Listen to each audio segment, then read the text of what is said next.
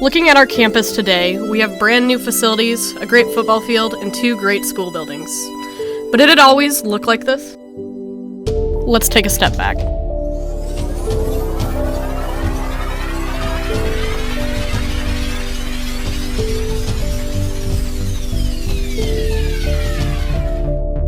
As someone who was not born in Princeton, I've only ever heard stories of what once was. But as you move farther back, the information gets harder to locate. I ended up spending time in the Mercer County Library, digging through yearbooks to find and learn what I could about our start. Shown in this video is rare footage of what we estimate to be the 1939 PHS graduation. As you can see, the seniors exit the building very excited about their achievement. Take note of the leather sweaters worn by a few of the male students.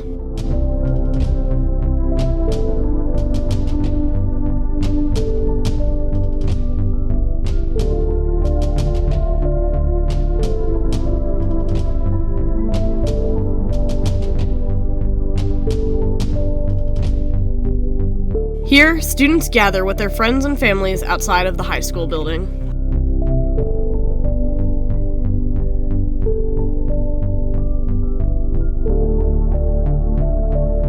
I spoke to Spencer Hart, president of the Mercer County Genealogical and Historical Society, about the school buildings themselves. The first high school building built at this location was built in 1869. It was a 2-story brick building, had 4 rooms, and it was condemned in 1881. The construction on the Gothic high school that we see started in 1881, and during that construction, James Garfield, the president, was shot in July of 1881, and the bricklayers laid a row of black brick to commemorate his wounding. In September of that year, President Garfield died, and a second row of black brick were laid by the bricklayers to commemorate his death. The Gothic High School was in operation from 1882 to 1929, at which time it was condemned. At that point, a new building was built, a brick building with a sunken gymnasium floor with the classrooms along the sides in 1930. And it was the elementary and the junior high until 1955. At that time, the elementary moved to a new location farther south on the campus, and the building was eventually condemned in 1983. To the west of the Gothic building, a separate high school building was built in 1913. In 1924, it was condemned and was replaced in March 1925 by contractor Glenn Shipley. He used a lot of the same materials, which is why the buildings look similar and are usually thought to be the same. Here we have a comparison of the 1913 building on the left and the 1925 building on the right. You can likely note the differences between the two. The second high school building, which was used from 1925 to 1987, had an auditorium on the 3rd floor.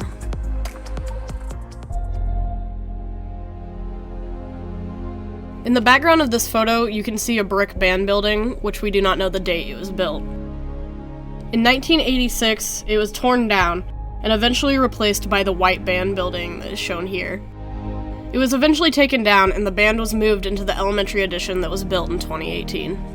The Vocational Agriculture building was built in 1955. When the current ag building was built in 2001, it became the maintenance building and was eventually tore down in 2017.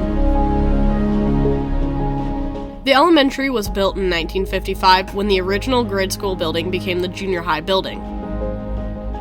The gym attached to the elementary had many structural problems and was even closed in 1982 for repairs. This building lasted until 2008 and was eventually replaced with the current elementary. In 1983, a building was constructed to house the art, weights, and preschool.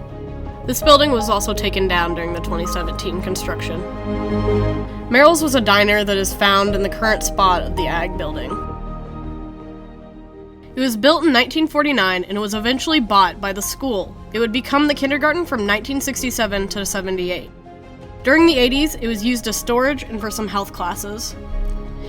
In 2001, the Ag building was complete and all of the FFA students were moved into this building.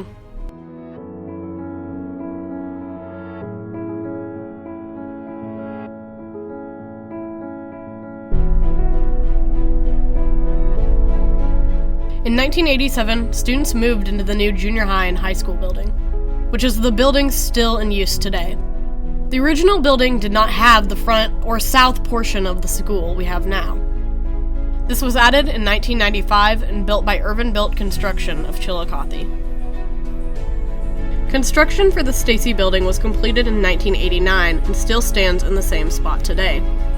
It is the location of both previous high schools before our current one.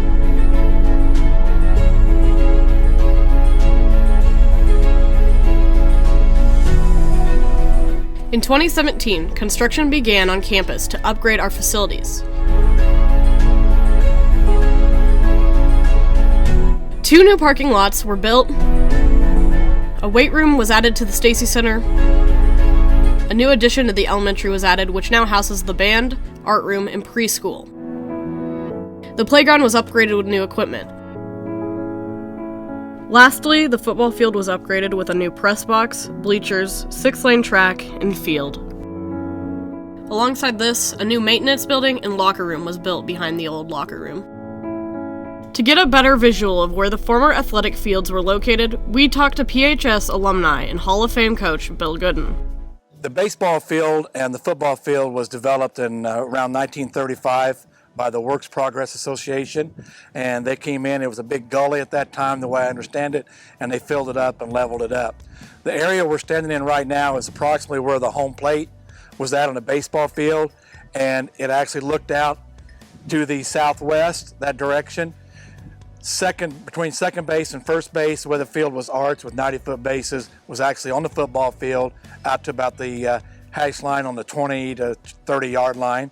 The baseball field remained here until the mid-'80s, when it was moved down to the existing position down in the Missouri River bottom, or the Weldon River bottom, and it was built at that time by the Princeton JCs, were the ones that put the fence up and got the field started at that time when we moved it.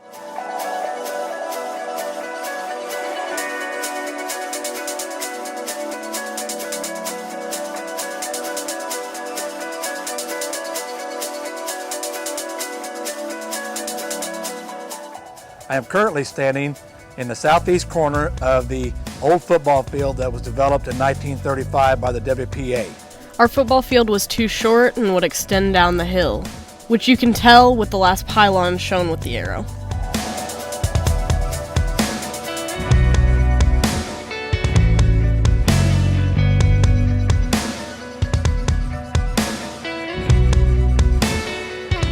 I am currently standing at the southwest corner of the old football field that was developed in 1935.